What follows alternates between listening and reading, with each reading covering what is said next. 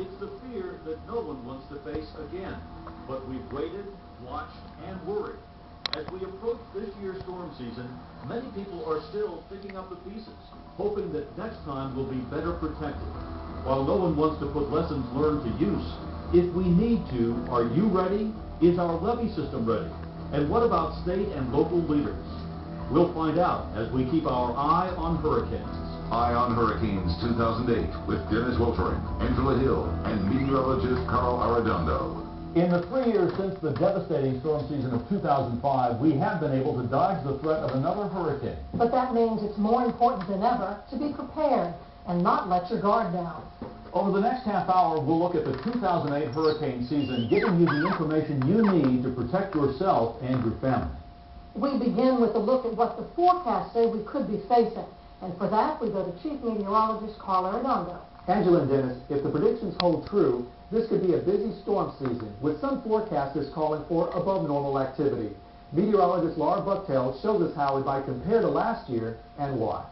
Last year in 2007, we had several notable storms crossing the Caribbean, Dean and Felix, both heading towards Mexico and Central America. In the Gulf of Mexico, Tropical Depression 10 made landfall across Florida, and of course Hurricane Humberto across southeastern Texas, moving into southern Louisiana during the year as well. All in all, 15 named storms last year. Now looking back to the season, La Nina developed in the eastern Pacific. That's cooler than normal waters just off the coast of the Pacific, giving us light winds here in the Caribbean. Therefore, any storm developing across the Caribbean Sea was able to rapidly intensify, as we did see with 2 Category 5 storms last year, Dean and Felix.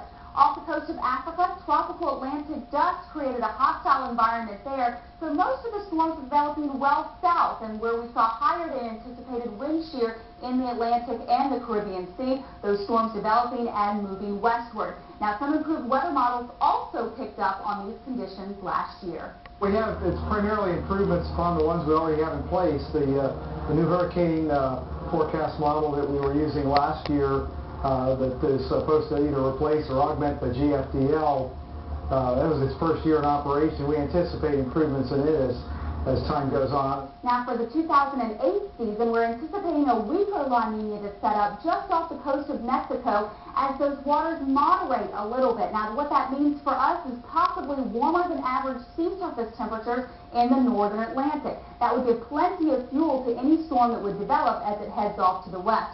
Also a little farther south, sea level pressures are lower than normal. That tends to lead to weaker trade winds, and any storm that would develop could rapidly intensify as it heads off to the west and closer towards us. Warmer than normal sea surface temperatures are also looking as a possibility down into the southern Atlantic, which could mean some stronger storms. Now looking at our risk areas for this year, we have a 69% chance to see a major hurricane strike the entire U.S. coast for the 2008 season. Breaking it down a little bit for you, the East Coast and Florida looking at a 45% chance for a major strike.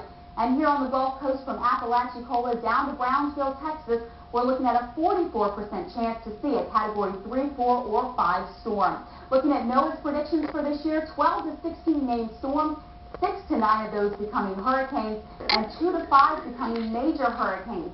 That's very similar to what Dr. Gray sent out earlier this season. He's calling for 15 named storms, 8 becoming hurricanes, and 4 major hurricanes. Both numbers well above our average of 10, 6, and 2. But these numbers don't always tell us everything. The seasonal forecast has no correlation with who gets hit, so just because you've had a hurricane 3 years ago doesn't mean you can prop your feet up and say we got 6 more years to go till we have the next one. And as we all know, it only takes one storm to make a memorable storm season across the Gulf Coast. For Eye on Hurricanes 2008, I'm meteorologist Laura Bucktail. Just as we'll never look at hurricanes the same after Katrina, levee protection has taken on even greater importance. Next, we keep our eye on hurricanes with a look at the levees, what's improved and what still needs work.